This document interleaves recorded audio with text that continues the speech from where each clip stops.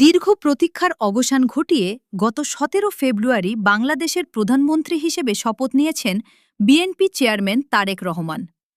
দায়িত্ব নেওয়ার মাত্র কয়েকদিনের মাথায় তার গৃহীত সিদ্ধান্ত এবং প্রশাসনিক পদক্ষেপগুলো দেশজুড়ে ব্যাপক আলোচনার জন্ম দিয়েছে।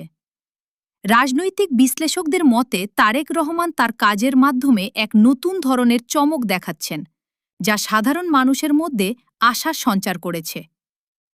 জাতির উদ্দেশ্যে দেওয়া প্রথম ভাষণেই প্রধানমন্ত্রী তারেক রহমান স্পষ্ট বার্তা দিয়েছেন যে রাষ্ট্র কোনো দলীয় প্রভাবে চলবে না। তিনি বলেন, জোর জবরদস্তি নয়, আইনের শাসনই হবে রাষ্ট্র পরিচালনার শেষ কথা।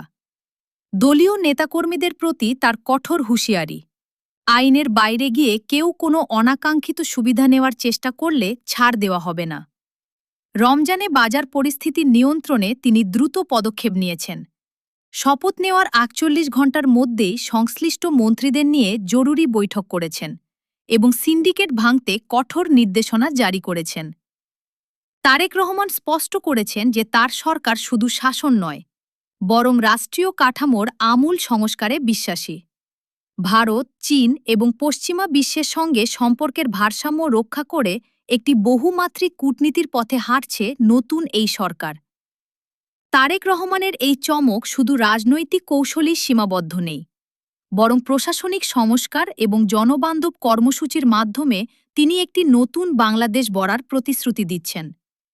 সাধারণ মানুষের প্রত্যাশা, তার এই ধারাবাহিকতা দীর্ঘমেয়াদী সুশাসন নিশ্চিত করবে।